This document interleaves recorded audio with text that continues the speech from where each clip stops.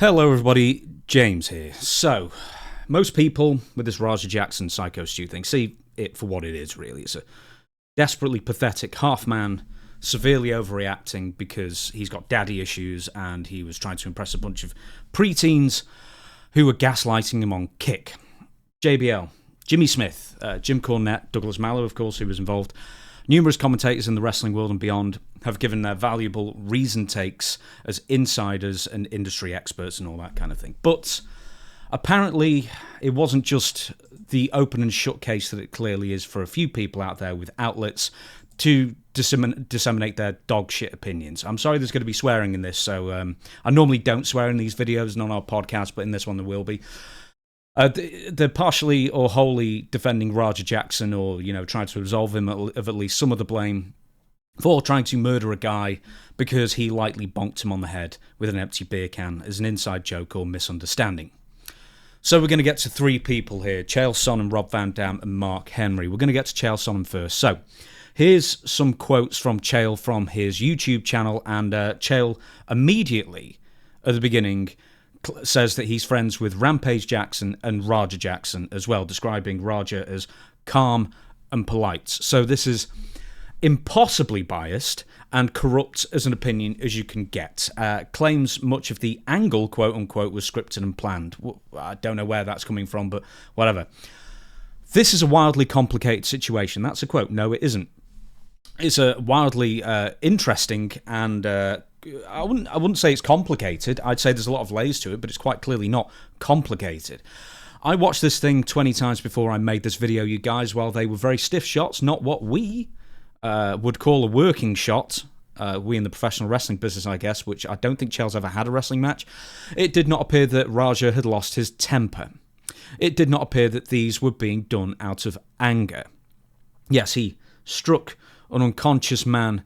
He legit slammed hard onto the mat and knocked him out 21 or 22 times hard in the head. Then he had to be prized off before hitting him more, and then he attempted to double leg and strike the main guy who was trying to restrain him, Douglas Malo. Sure, that sounds like a well-adjusted and calm young man making rational decisions there. Now, here's another quote. If you want to understand what happened here, you're going to have no ability to get into the eye or mind of the DA or a potential juror. You're going to have no ability to do that if you don't understand emotion versus action, right? The action is supposed to look like he's punching him. The action is supposed to look like he turns him into 180 and slams him down on the back of his head. So then where you cross that already blurred line. So he's already come up with, I guess, some sort of defense for Raja. Brock Lesnar trusted Braun Strowman. I just put Braun there. I haven't updated that bit of the script from the Stevie thing a couple of days ago. Anyway, he correlates it to that. It has no correlation. On getting a receipt. He also says, I'm sorry, these things are very normal, what he's talking about, Braun Strowman and Brock Lesnar. It's like, no, they're very rare, actually, in wrestling. On getting a receipt, it means go make it look good. If he embarrassed you here, go embarrass him out there. Not really. I mean, for the most part, getting a receipt on somebody is getting a receipt on them in the course of the match. If they're hitting him too hard, then you hit them hard to let them know, blah, blah, blah, and give them one back. That's sort of what, for the most part, a receipt is in wrestling. Anyway, it means go make it look good. If he embarrassed you here, go embarrass him there. If he walked up and punked you in front of the boys, go out there and punk him in front of the crowd. Get even with him. They didn't mean go out there and hurt him. Apart from AJ Manor, the cowboy guy, who very much did say go out and tag him, and if he tries to do anything back, I'll back you up. So I'm not backing up in a bit. Get even with him. They didn't mean to go out there and hurt him or go out there and have a fight with him. These two are cooperating. No, they're not cooperating. One of them is a wrestler who's cooperating, a pro wrestler, and one is a mark non-wrestler who's a wannabe MMA fighter who doesn't have any respect or interest or like a professional wrestling, who went in there not working with prior intent and badly assaults said wrestler. If Raja attempts to take a defence in court from a legal proceeding, the police have not arrested him, but we already know what happened and we've got it on video, and it's gross and it's an assault and it's outside of what was agreed upon in pro wrestling. And so many people have made this mistake in sport before, thinking, well, it's up to the referee, whatever the referee says. No, this has nothing to do with the referee. One, he's a fake referee, he's not a real referee, he's just some guy in a shirt. He said he, being Raja, said he was going to beat up on Stu until somebody stopped him. That isn't sport. That isn't sportsmanship. That isn't any sport out there. That's premeditated crime with intent, and all the other things he said on his own live stream. Quote again, if Raja is saying he did it in retribution to the beer can because that's how the boys told him to settle it and Stu goes along with it, I mean, you will truly have a kayfabe moment where this guy could build on the indie scene. You now have the makings of a good angle. An angle in exchange for your reputation, even if it's make-believe, is a trade that most guys would take. Now I'm getting in front of this and I'm making these predictions of how having news if SykoStu is injured, if his jaw's broken and some teeth loose all of a sudden, you're having a very different conversation, but you have with the police. Now, I bring this up, what's up on Stevie's show. I genuinely wonder if, and I hope he doesn't, I hope he sues Raja, I hope he sues the school, I hope he sues everything because he deserves to get some, not retribution, but he deserves restitution, is what I'm saying. And I worry because this happened with New Jack. You know, when he stabbed that guy multiple times and he said I was trying to kill him, and then he was in jail, and then the promoter or the wrestler said, I'll let you out if we could take this all around the horn and do a tour and blah, blah, blah, and my revenge on you.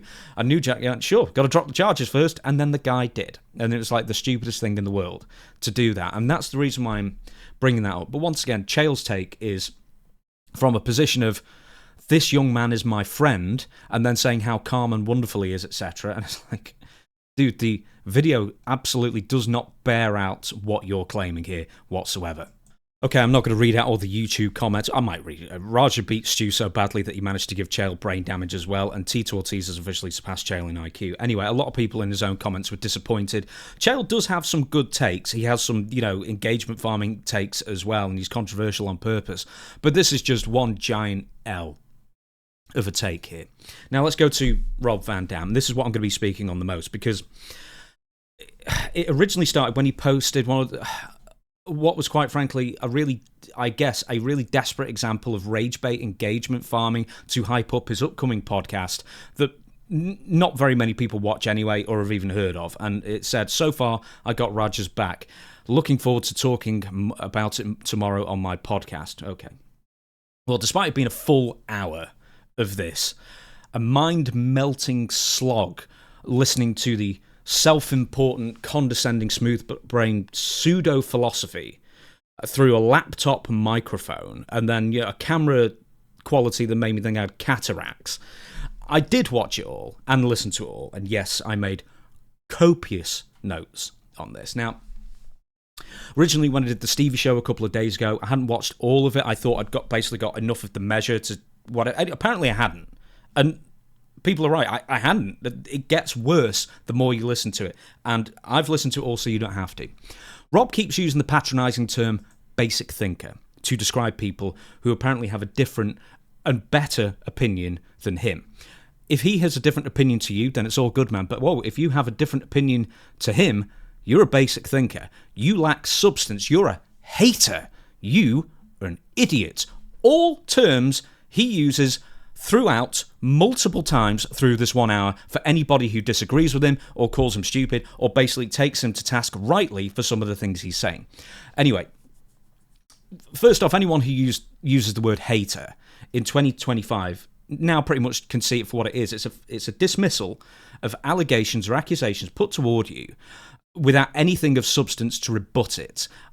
I can't be the problem. You must be the problem because you're a hater. It didn't wash years ago when that stupid idiom or stupid word started coming out, and it means even less now. It says more about the person using that phrase. Anyway, these are all direct quotes or basically summaries of what Rob said in this podcast. Initially, Rob does wish Stu the best in his recovery, and then he says, obviously, he didn't deserve that and stuff, so I'm not trying to shit on the entire thing here, just most of it.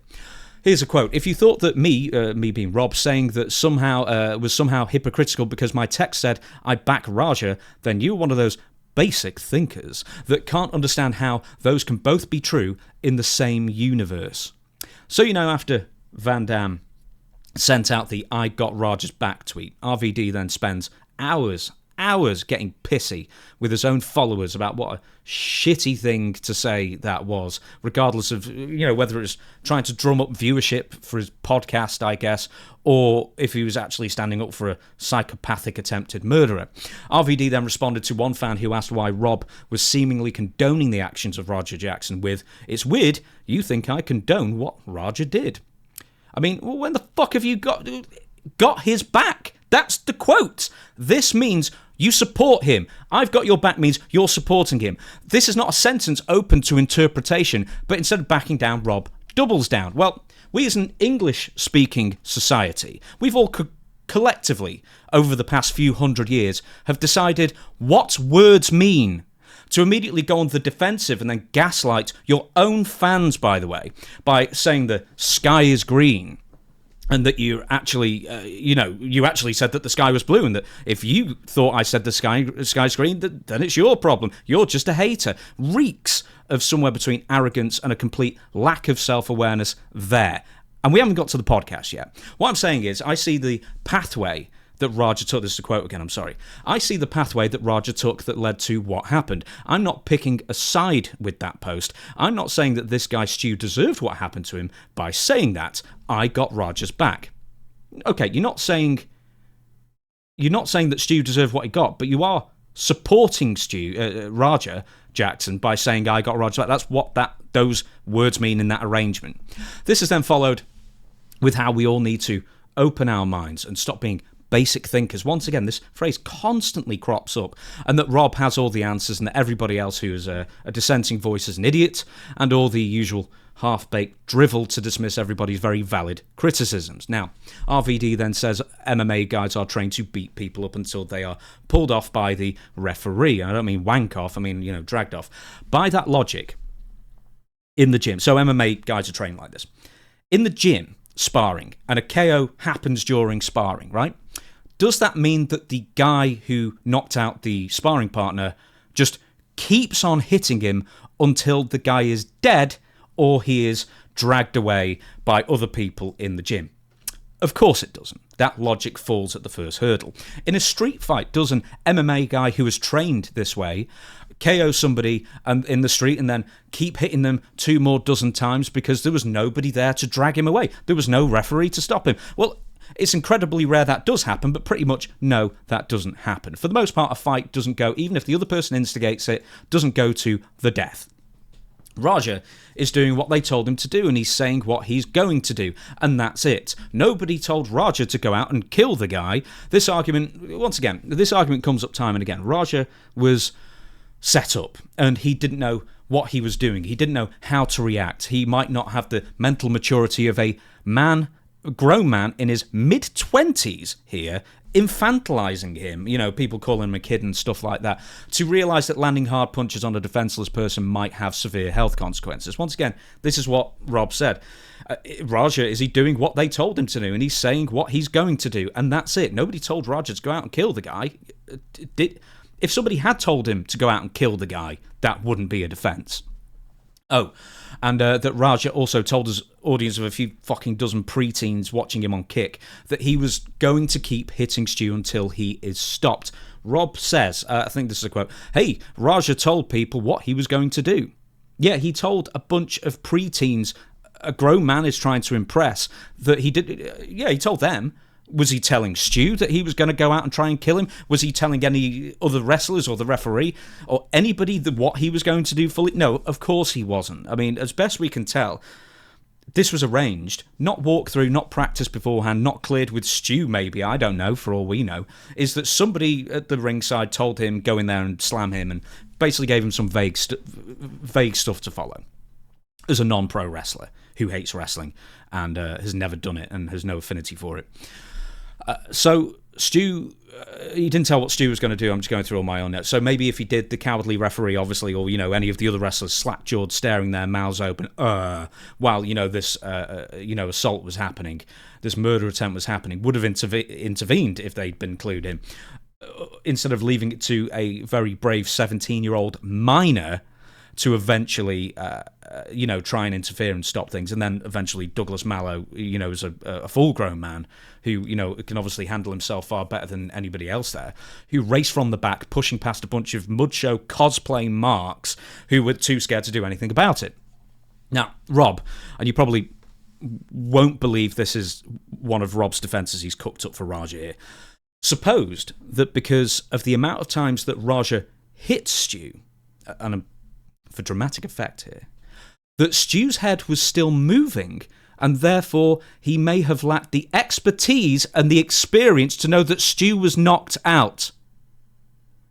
This is someone in their 50s cooking up this dog shit excuse. Right. Shocked children in the crowd knew what was happening wasn't right and was a shoot. But you're expecting apparently at least a semi-trained mixed martial arts practitioner. He wouldn't know when somebody is unconscious. And I don't care if he had a concussion a few days beforehand or not. That's not a defence. There's not any defence that any judge or courtroom in the land would accept. I mean, they might let it be heard, but it won't be accepted. Also, Rob said, in competition, you hit people until you were stopped. And this is a quote, you don't even take the chance when you're competing. Here's the thing. Actually, yeah, you do.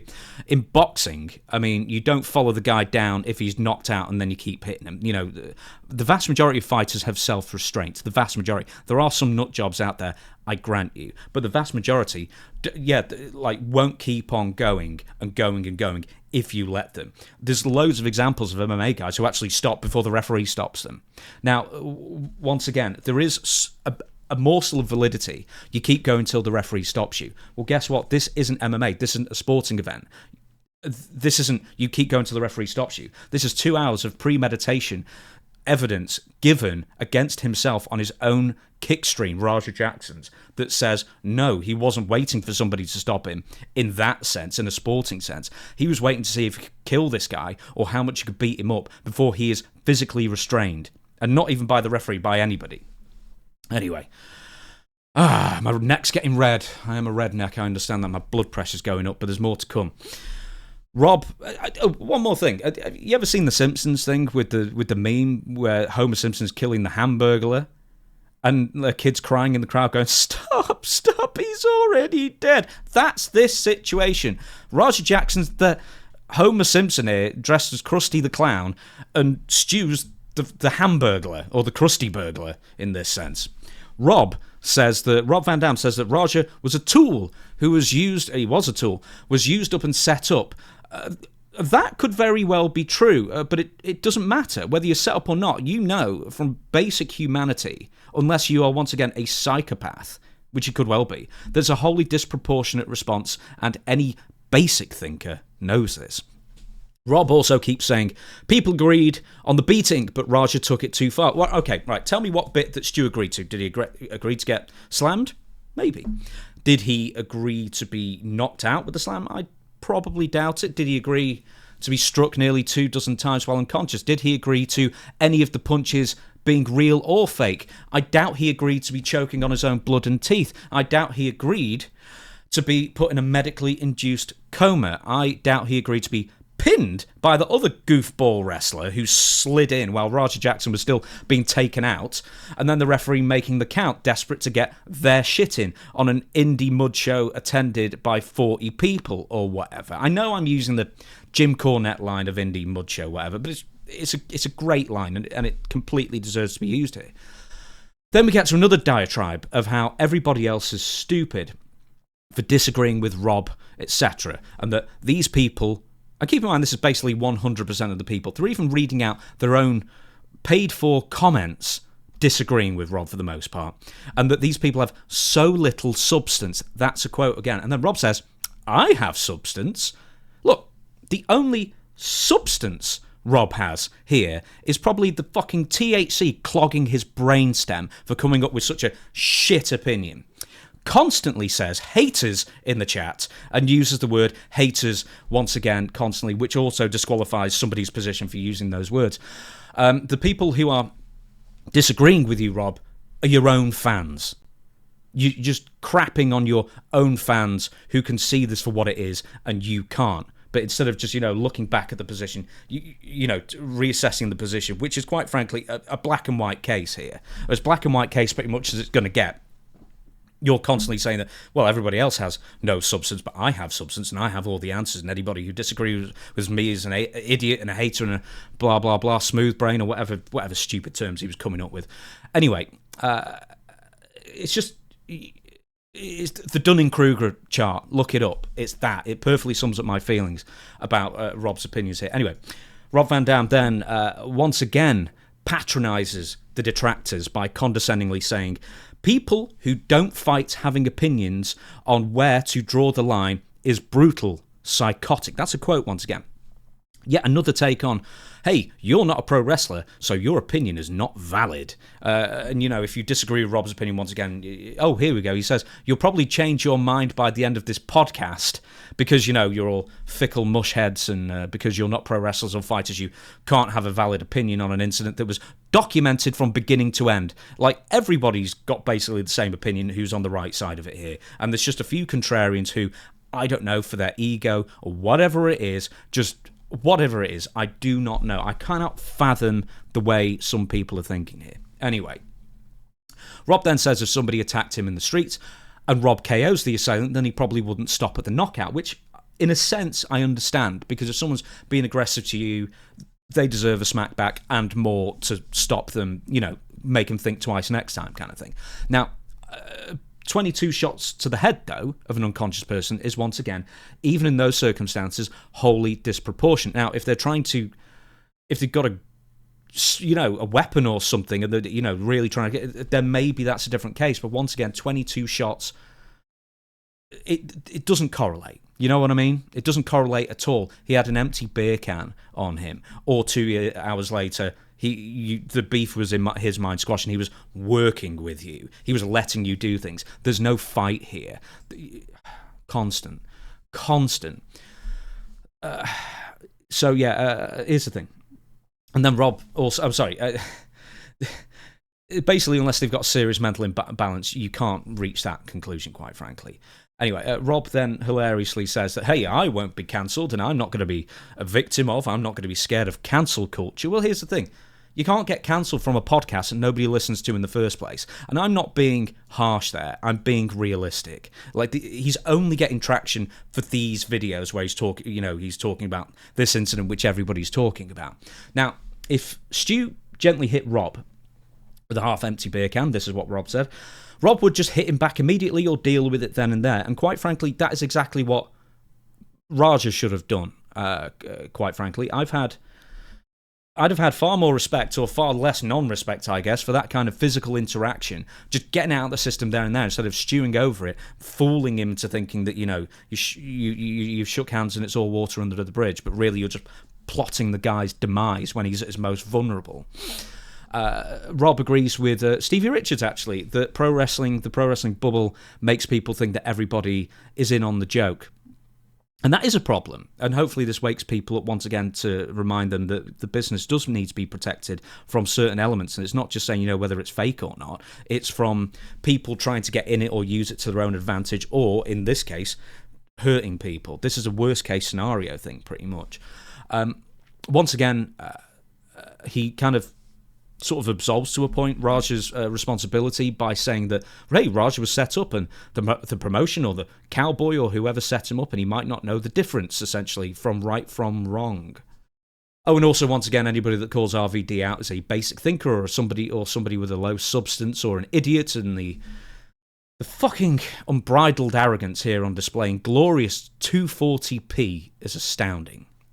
Anyway, I'm sure because these people are desperate for attention, because they think they can drive traffic their way, there will be a rebuttal video to this video that I'm doing and one that Stevie's doing, or anybody else that's doing anything that sort of invokes Rob Van Dam's name, because they finally found another subject where they can break 800 YouTube views for a video clip. I've received numerous messages from people who know Rob far better than I do, and they're all saying the same thing, that this isn't the Rob that they thought they knew. It just seems like completely out of character to him. So I don't know what's changed, but apparently other people are asking the same thing.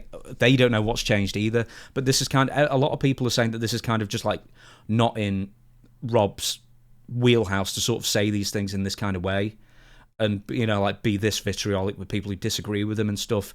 And, you know, the Rob they would have thought, you know, be like water off a duck's back. That's what Stevie said. I would have thought the Rob I knew, this all would be water off a duck's back. Anyway, I have no interest in perpetuating a flame war. I don't dislike Rob. I like him as a wrestler. I don't know the guy beyond interviewing him once, and that means absolutely nothing.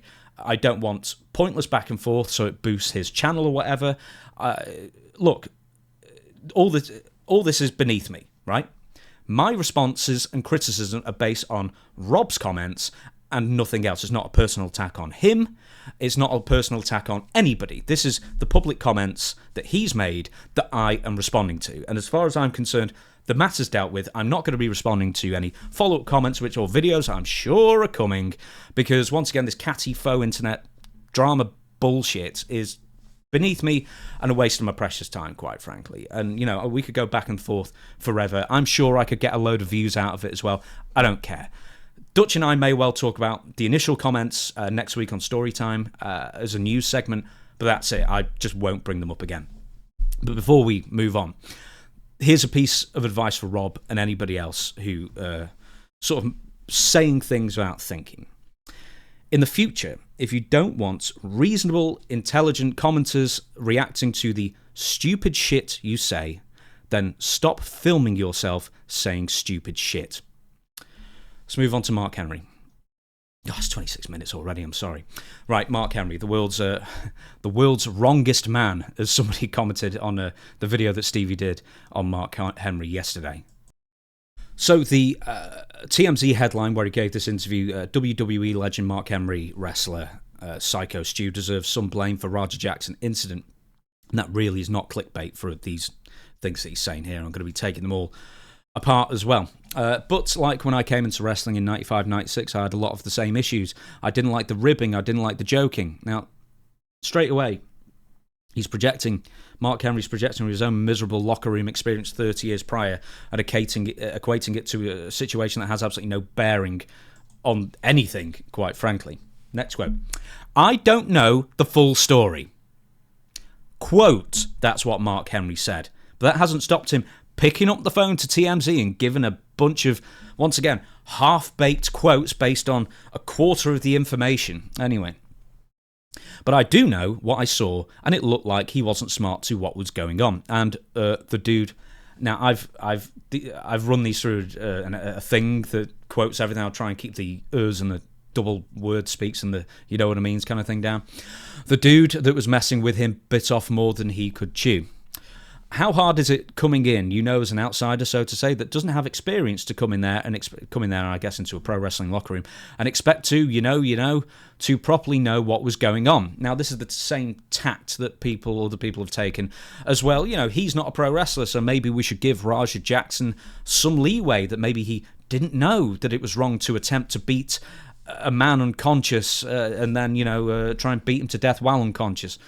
The hazing days, the carny bullshit days are over with every one of these journeyman guys that get drunk before the show and sit around and talk crap to all the younger kids and tell them how the old days were. That's so over with. So he's, not a fan of the old days. Keep that one in mind. But this wasn't a hazing thing. This was just a weird ritualistic hello.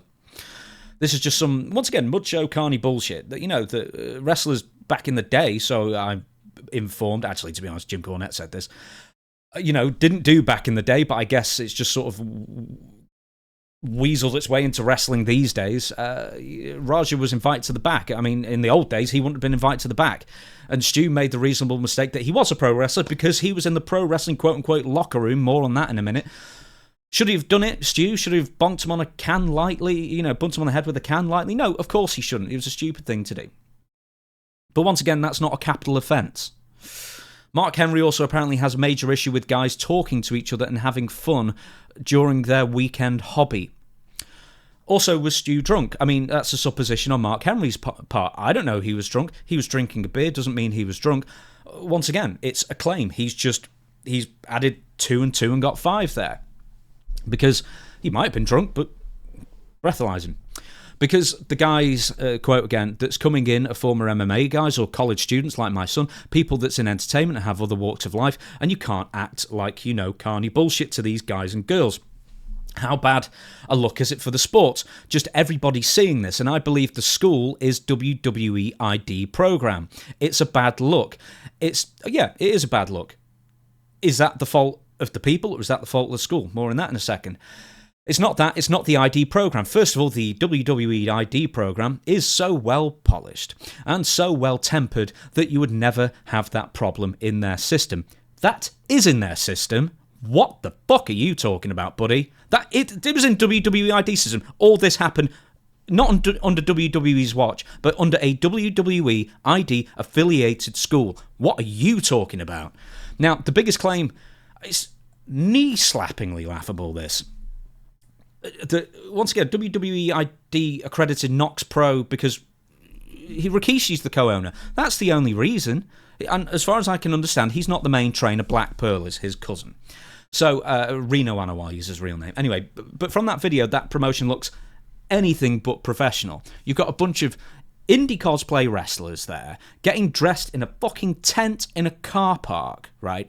Drinking before the matches and treating the afternoon like it's a fucking cookout at a NASCAR event. No one's taking it seriously. It's all a laugh. It's all, it's all a weekend knockabout thing for the most part. So it looks on the video. Sorry, I keep pausing to take a drink and cough. There are only a couple of wrestlers there that actually look like guys who would have any chance in the WWE system or would ever, have a hope of getting called up. And that included basically the guys who intervened to get Roger Jackson off of Stu, including, once again, Douglas Malo, who's the hero of the situation.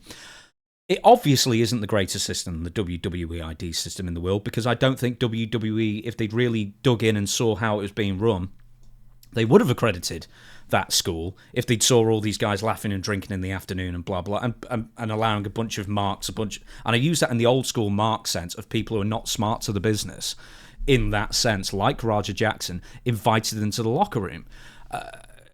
I don't think WWE would have credited them because it just looks like a bunch of It looks like any other indie out there, quite frankly, that they're not taking seriously. I'm sure that the other WWID affiliated schools take it a lot more seriously, like Booker T's Reality of Wrestling, or like Cody Rhodes' Nightmare Factory, or like Seth Rollins' Black and Beautiful, or whatever it's called, school as well, or the couple of others that are already there. I've not seen the rest of them, but I'm pretty sure that they're all more professional than this from what we have all seen on the video. Now, it's a bad look for the wrestling school. He didn't say the wrestling school, it just said them. And it's, quote, a worse look for the guy that got beat up because now we know you can't fight. Bear with me. And back in the old day, let's address this now. Yeah, apparently giving your body up to a guy to do whatever with because you trust them, because, you know, you shook hands and thought water was under the bridge, that's now not knowing how to fight. No, that's working with somebody who you think they're working with you. It's the ultimate portrayal in professional wrestling, as best as I can tell. What's that got to do with not being able to fight? He didn't know he was in a fight. It wasn't a fight. It was a one-sided assault. It was a one-sided attempted murder. That's not a fight. Once again, he says, so those, you know, maybe that those days are over. I'm sorry, I'll back up a sentence. Back in the old days, he was just hating on the old days because of the old locker room culture.